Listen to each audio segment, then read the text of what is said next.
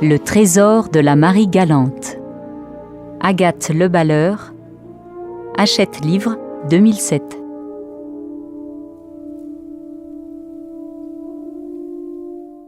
Chapitre 1.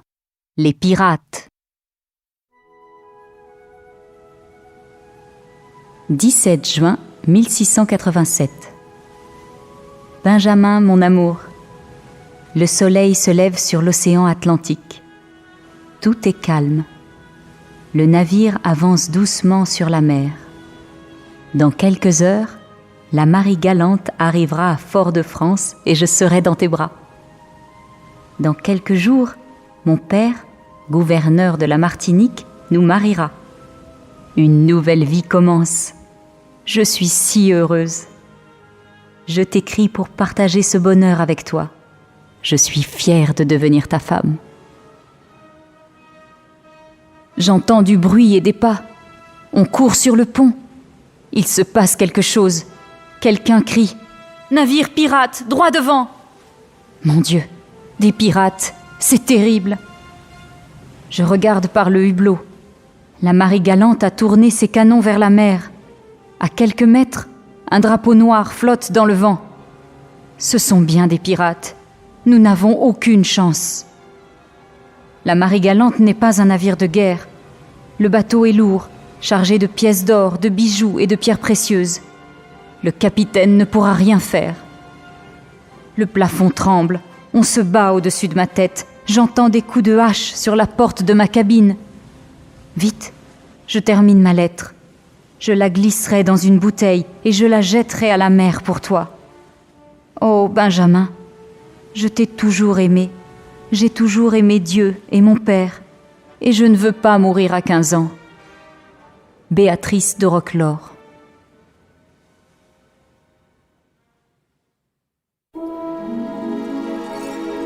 Chapitre 2. Une drôle d'impression. Entre le bleu du ciel et le bleu de la mer, le piranha flotte sur les vagues. Sur le pont du petit bateau, 2 jeunes sont penchés sur une vieille carte. « Il reste encore ce coin-là, » dit Ben. « Je descends. » Alix, une jolie blonde aux yeux clairs, regarde sa montre. « Il est tard, Ben. Le soleil va bientôt se coucher. Tu plongeras demain. »« Non, petite sœur. Les trésors n'attendent pas. Souviens-toi de la lettre de Béatrice. Le navire était chargé d'or, de bijoux et de pierres précieuses. Il a coulé.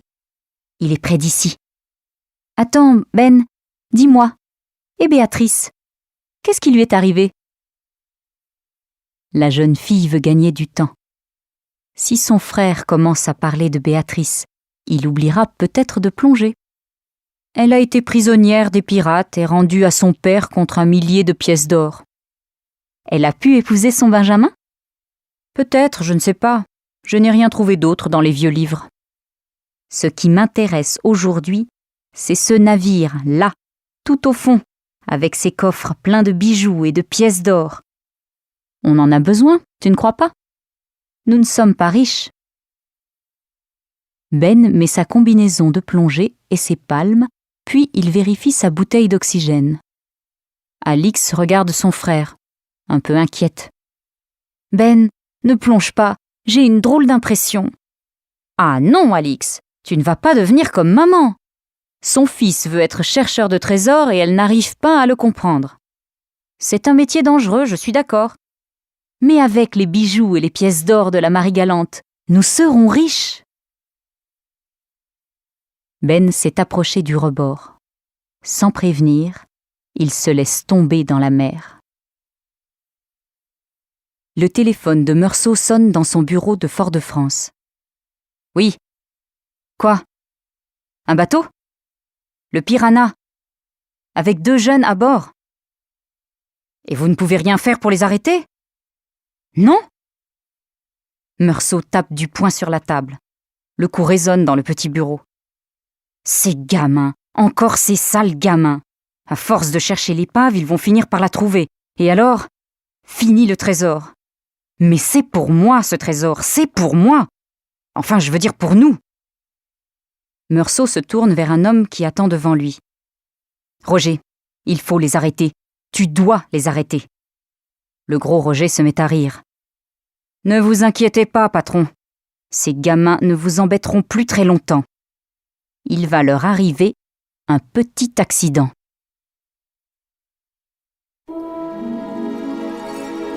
Chapitre 3. La dernière plongée.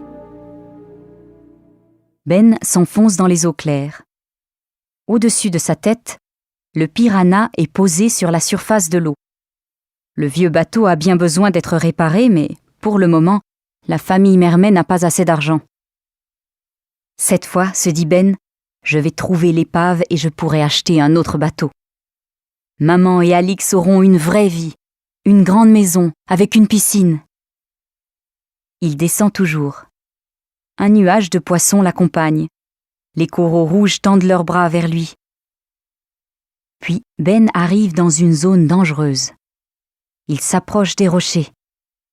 Le courant est très fort, il y a des tourbillons, et plus aucun poisson. Même les habitants de la mer ne viennent pas jusqu'ici. Ben pense qu'il a une chance de retrouver l'épave ici.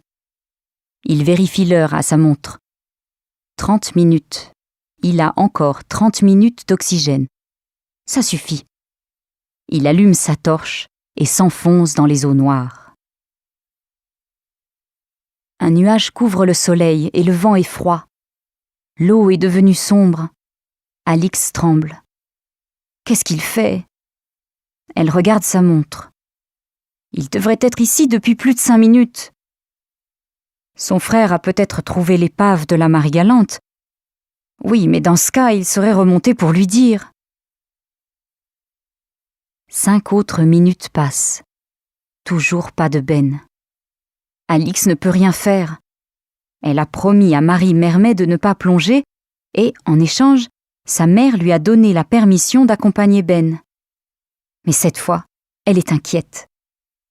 Au fond de la mer, il peut arriver n'importe quoi.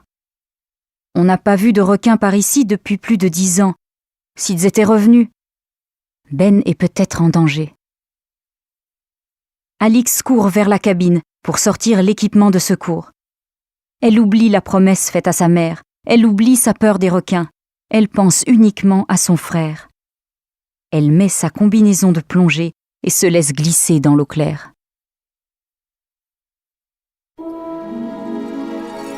Chapitre 4.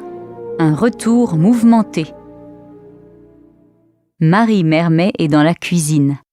Il y a une bonne odeur de poisson. Après son divorce, elle s'est installée en Martinique avec ses 2 enfants.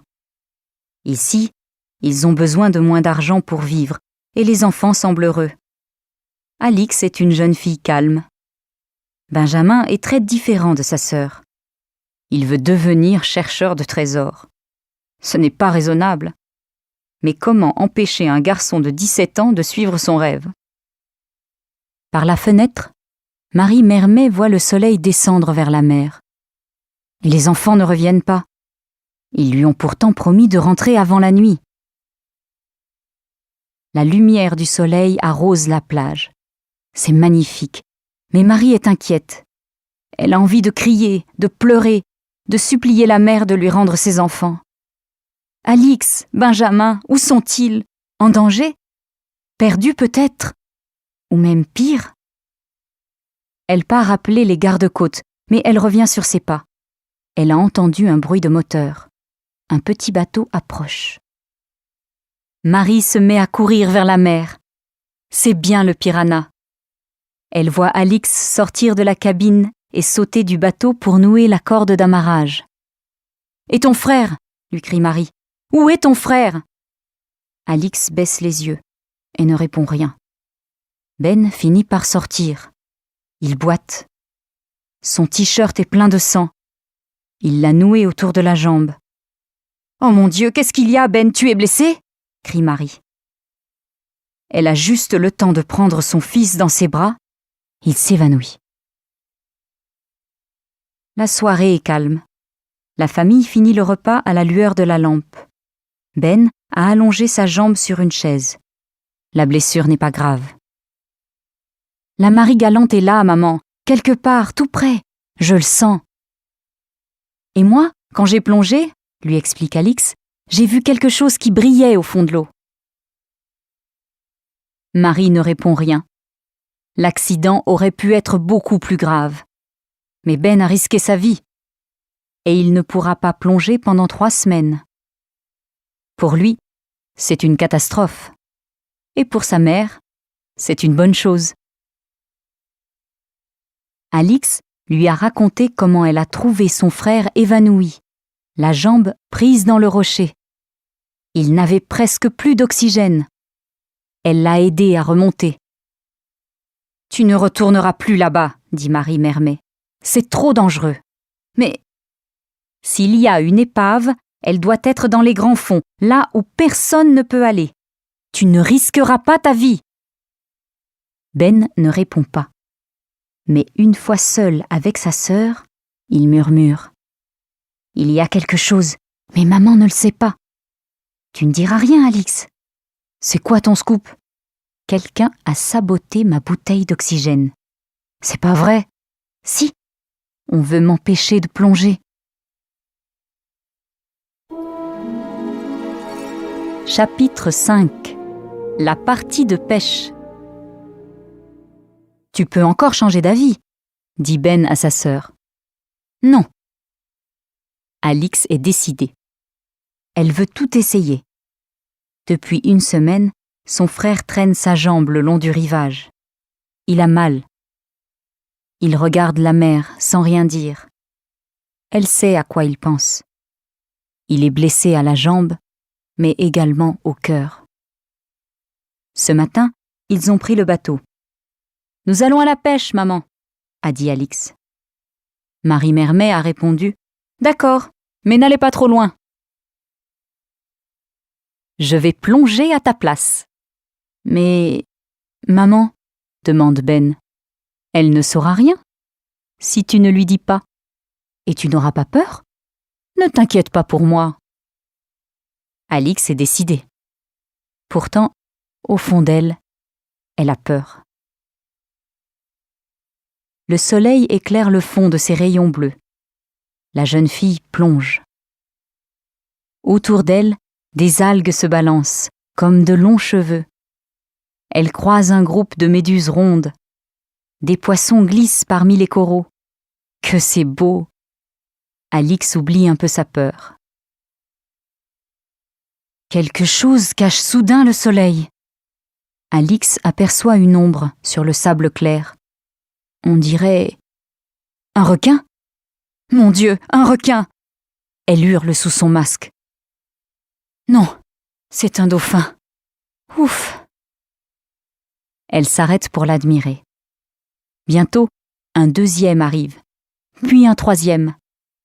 Alix descend encore. Les dauphins l'accompagnent. Il sourit gentiment de sa peur. Sur le pont du Piranha, Ben regarde la mer. Il attend Alix. A-t-elle trouvé quelque chose ? Le temps passe et il ne voit personne. Ben s'inquiète. Il se demande s'il a bien fait de laisser sa sœur plonger. Alix n'a que 14 ans. Non, ce n'était pas raisonnable. Il fait très noir sous l'eau. La lampe torche ne donne qu'une faible lumière. Pourtant, la jeune fille a bien vu un objet briller tout au fond. Elle nage entre les rochers. La lumière de la torche éclaire quelque chose. Elle descend encore un peu. Son cœur bat. Un objet de métal et de bois. C'est bien une épave! Alix rit de bonheur. Tout à coup, Ben voit un ballon rouge sortir de la mer. C'est le signal. Alix a trouvé quelque chose. Il dirige son bateau vers le signal. Le bruit du moteur effraie les oiseaux. Ben s'arrête près du ballon. Ses mains tremblent lorsqu'il attrape la corde et commence à tirer. La chose est grande et lourde, plutôt carrée. Un coffre ? Au même moment, la tête d'Alix apparaît et la jeune fille lui fait un geste joyeux. Ben observe la chose. C'est un magnifique fauteuil roulant couvert d'algues. Tu en as peut-être besoin, lui dit sa sœur. Elle vient de le trouver dans l'épave d'un bateau écossais. Alors, les gamins sont toujours vivants, et ils cherchent toujours l'épave. Meursault fait les 100 pas dans son petit bureau. Le gros Roger est devant lui, la tête basse. « Ils vont trouver la Marie-Galante avant nous !» crie Meursault. « Et alors finit le trésor !»« Peut-être bien, patron. Peut-être bien, mais... » Une méchante lueur passe dans les yeux du gros homme. « Je connais un autre moyen de les arrêter. »« Ah oui ? Très bien, mais tu dois réussir cette fois-ci. »« Faites-moi confiance, patron. Faites-moi confiance.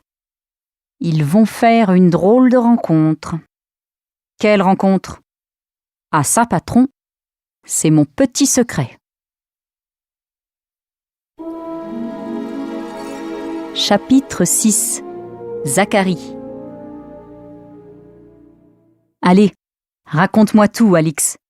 Je peux peut-être vous aider, dit Zacharie. Alix regarde le vieil homme. Il porte une casquette de capitaine, mais ressemble à un pirate avec ses cheveux gris et sa longue barbe blanche. Il vient souvent le soir. Il s'assoit face à la mer et ouvre une bouteille de bière. Il leur raconte alors des histoires de combats et de navires fantômes. Ce soir, il leur a raconté comment le capitaine de la Marie-Galante a coulé son navire. Comment le bateau, chargé de trésors, a échappé aux pirates. Comment il a été englouti par la mer. Il fait nuit maintenant. Marie Mermet range la vaisselle et Ben s'est endormi. Alix regarde son frère. Il sourit doucement dans son sommeil. Il doit rêver à Béatrice de Roquelaure. La jeune fille hésite un moment. Elle a envie de parler à Zacharie. Elle veut lui dire leur secret, mais elle ne sait pas par où commencer. Enfin, elle se décide. Elle lui parle de la bouteille trouvée sur la plage, de la lettre de la belle Béatrice. « Montre-moi cette lettre », demande Zacharie. Alix fouille dans la poche de son frère.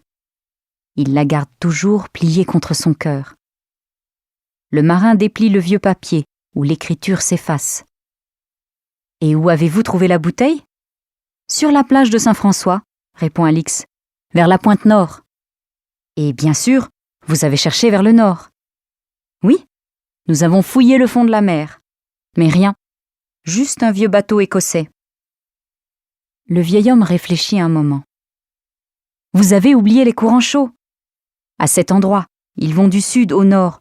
Ils ont pu entraîner la bouteille loin de la Marie-Galante. As-tu une carte de la côte ?» Alix lui tend la carte. Zacharie sort un crayon de sa poche. « D'après la force des courants et la vitesse de l'eau, le trésor devrait se trouver à peu près là. » Il trace une croix. Alix a envie d'embrasser le vieil homme, mais elle n'ose pas. La Marie-Galante dort donc ici. Bientôt ils seront riches. Oui, mais Ben est blessé. Qui va plonger à sa place ? Le lendemain matin, Ben secoue Alix bien avant le lever du soleil. « Dépêche-toi, maman n'est pas encore réveillée. »« Ok, j'arrive, » répond la jeune fille. Les deux jeunes sortent tout doucement de la maison. Ben a du mal à marcher, sa sœur l'aide. Ils s'approchent du rivage. Le piranha flotte au bout de son ancre. Il les attend. Une voix derrière eux les fait sursauter. « Ne partez pas sans moi! Je dois veiller sur vous !» Le vieux Zacharie monte à bord et s'installe aux commandes. « Hé! Ne partez pas sans moi non plus !» Marie Mermet arrive avec un grand panier. « Vous serez bien content de trouver mes sandwichs à midi, quand vous aurez faim. » Alix ne dit rien et Ben sourit à sa mère. « Zacharie m'a tout raconté, » explique Marie Mermet. « Nous avons beaucoup parlé tous les deux. Je ne peux pas vous empêcher de plonger. Benjamin doit suivre son rêve. Les yeux du vieux Zacharie sourient à Alix, et pour la deuxième fois, elle a envie d'embrasser le vieil homme. « Combien ?» demande Roger. « 10 000 euros, répond l'homme. « C'est cher. La vente de requins blancs est interdite. J'ai pris des risques, moi, pour vous amener ce requin. Il est en bonne santé, au moins ? En pleine forme. Et il a faim. Bon, d'accord. Je le prends. » Roger ouvre son portefeuille. Il tend l'argent. Après tout, si son patron veut se débarrasser des gamins, il doit payer le prix. « Et où faut-il le lâcher ?» demande le capitaine. « Donnez-moi la carte. Je vais vous montrer. » Chapitre 7. Une mauvaise rencontre. Alix, émerveillée, regarde le fond de l'eau. Du sable blanc, des coraux rouges, de longues algues, des raies manta. Mais pas de traces de l'épave. Le vieux marin s'est-il trompé ? La jeune fille continue vers le sud. Tout à coup, elle aperçoit un morceau de bois au fond de l'eau. Elle descend et le ramasse. Il est couvert d'algues, mais Alix voit des lettres. M, I, E, G, A, L. Marie Galante, elle l'a enfin trouvée. L'épave n'est pas loin. Elle lâche un ballon rouge. C'est le signal pour le piranha. Au moment où elle lève la tête, elle voit quelque chose nager au-dessus d'elle. Son cœur s'arrête. Cette fois, ce n'est pas un dauphin, mais un requin. Elle voit son ventre blanc et son aileron. Le fantôme glisse au-dessus de sa tête. Alix, terrifiée, crie sous son masque. Mais personne ne l'entend. Elle se met à nager de toutes ses forces vers l'épave. Ben, Zacharie et Marie Mermet regardent la mer. Ils cherchent une trace d'Alix, quand, tout à coup, Zacharie tend la main vers le sud. « Regardez !» Un ballon rouge flotte sur les vagues. « Ça y est, elle a trouvé le trésor !» crie Ben. Tous les trois se sourient. Le vieux marin remet le moteur en marche et le piranha s'approche du ballon. Mais Ben pousse un grand cri. « Un requin !» En effet, un aileron apparaît à la surface de l'eau. Il fait de grands cercles dans la mer. Marie Mermet devient toute pâle. Ben essaie de la rassurer. « Ne t'en fais pas, maman. Alix sait se débrouiller. » Zacharie sort de la cabine, armé d'un long fusil. « Un requin ? Ici ? Ce n'est pas normal. On n'en a pas vu depuis 10 ans. » Le vieux marin vise et le coup part. Une tache rouge apparaît sur l'eau. « Sale bête !» crie Zacharie. « Je n'aime pas les requins. » « Et Alix ?» demande Ben. « Elle a dû se cacher quelque part. Elle doit être terrifiée, » répond le vieux marin.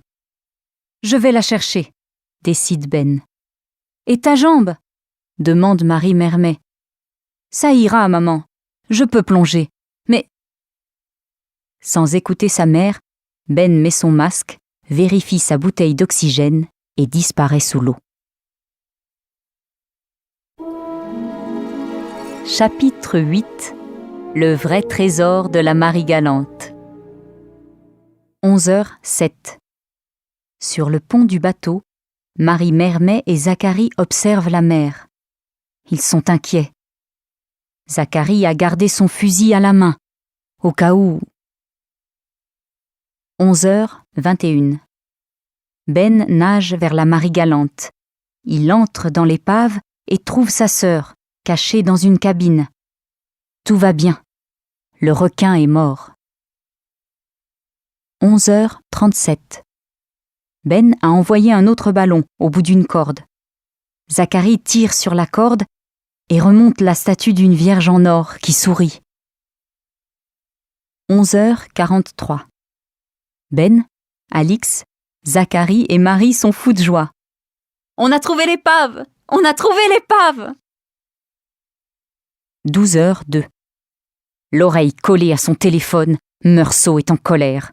Une colère terrifiante, jamais vue dans toute la Martinique. Les habitants de Fort-de-France lèvent les yeux vers le ciel. Une tornade ? Non, juste la colère de l'homme. Seul, avec son patron dans le petit bureau, Roger baisse la tête. Il laisse passer la tempête.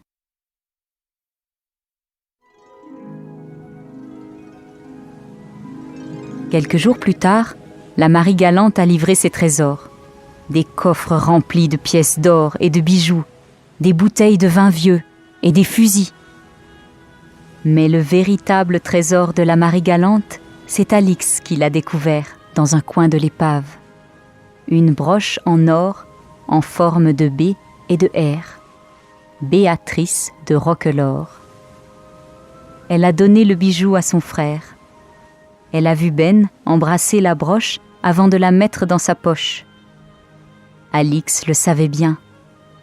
Le vrai trésor de la Marie-Galante, c'est la belle Béatrice.